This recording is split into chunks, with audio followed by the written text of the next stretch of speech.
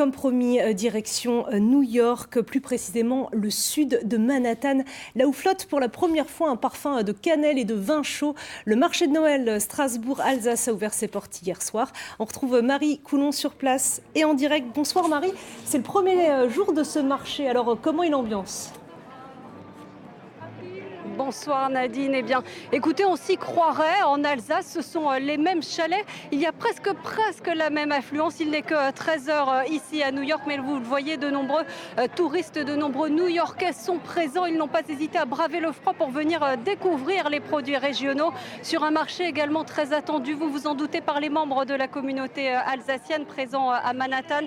Ils sont près de 3000. Beaucoup d'entre eux étaient naturellement présents hier soir à l'inauguration officielle. Regardez ce reportage réalisé avec Jérôme Gosset.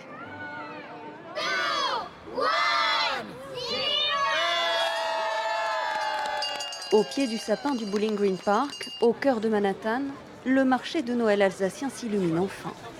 Une inauguration devant plusieurs centaines de personnes et sous les chants traditionnels de la chorale du lycée français de New York, saluée par les représentants des autorités américaines. C'est vraiment fantastique. C'est plein d'émotions. La chorale des enfants, la présence de l'ambassadeur de France aux États-Unis qui a fait le déplacement depuis Washington. Franchement, c'est impressionnant. Dans les allées, c'est le dépaysement assuré. Décoration, tartes flambées Bredler, des produits made in Alsace au prix surprenant, jusqu'à 10 $ pour un vin chaud. Parmi les premiers à prendre d'assaut la trentaine de chalets, les membres de la communauté alsacienne de New York sont venus en nombre. J'aime bien les lumières, comme ça fait une sorte de ciel. L'arbre de Noël, très joli, il y a des enfants qui chantent. C'est très dans l'esprit de Noël, je trouve. Un goût d'authenticité largement mis en avant par la région pour se démarquer dans une ville considérée comme l'emblème des festivités de Noël et pour conquérir un nouveau marché. C'était un long travail pour y arriver. On a refusé certaines destinations qui nous invitaient. Mais nous voulons choisir aussi nos visiteurs. Et pour sortir du tourisme de masse, on a besoin de visiteurs qui vont prendre le temps de découvrir notre culture, de séjourner plus longtemps sur place. Et pour ça, c'est vrai que les Américains sont déjà des visiteurs importants en Alsace. On voulait renforcer cette dynamique, là aussi pour aller plus vers du qualitatif en termes de visite. Les Alsaciens ont maintenant un mois pour convaincre cette nouvelle clientèle aisée, tant convoitée. Oh, oh, oh. Les Alsaciens à la conquête des États-Unis. À nos côtés, Anne Lortenser, bonjour. Vous êtes directrice de l'agence de promotion de la France aux États-Unis. On vient d'entendre Paul Meyer, adjoint au maire, évoquer l'importance des touristes américains en Alsace. Pourquoi est-ce un public cible ?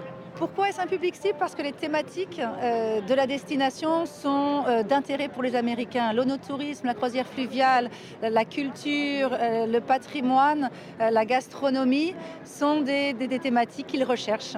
Et ils aiment particulièrement la France. Ils aiment la France, ils ont un attachement très fort pour notre destination. Ils sont, le trafic des États-Unis vers la France est en progression constante depuis plus de 15 ans maintenant. Le budget de cette opération, plus d'1 million d'euros. Est-ce que ces 30 chalets peuvent vraiment apporter des retombées importantes ? Bien sûr, les Américains sont très attachés aux traditions de fêtes de fin d'année. Le marché de Noël, ils aiment beaucoup. Vous avez visité New York, les traditions sont partout, à tel point que même le New York Times en a parlé dans son édition mercredi de cet événement. On voit qu'il y a un très fort engouement. Alors justement, c'est un défi, un pari pour l'Alsace de réussir à se démarquer ici à New York, une ville dans laquelle la saison de Noël est particulièrement importante. Il y a beaucoup d'animations ici, comme on a pu le constater avec Jérôme Gosset. Regardez. Le sapin de Noël le plus connu au monde, qui s'illumine devant des milliers de New-Yorkais et de touristes. Au pied du Rockefeller Center, l'événement donne le coup d'envoi d'un mois de festivités au cœur de New York, emblème des fêtes outre-Atlantique. Ici, la tradition du marché de Noël est perpétuée depuis plus d'1 siècle. Il y en a 6, rien qu'à Manhattan. Avec sa patinoire, celui de Bryant Park fait figure de vedette. Génial, fantastique. Nous venons de Édimbourg pour voir le show de lumière de Rockefeller et faire du patin à glace. Nous trouverons la ville merveilleuse. Je pense que ça va être bien. On va voir les lumières des sapins de Noël. On est très emballés, on vient d'Italie. Dans les échoppes, pas de décoration traditionnelle, mais des vêtements, des bijoux, des produits majoritairement importés. Ceux qui ont la chance de pouvoir s'y installer temporairement font recette. Pour le business, c'est un bon moment parce que tout le monde achète des cadeaux. C'est le moment de l'année pour les commerçants d'avoir des rentrées d'argent supplémentaires. À quelques pas de là, les devantures des magasins de la 5e avenue, l'équivalent des Champs-Élysées, sont elles aussi prisées. Sur les trottoirs, le spectacle est assuré.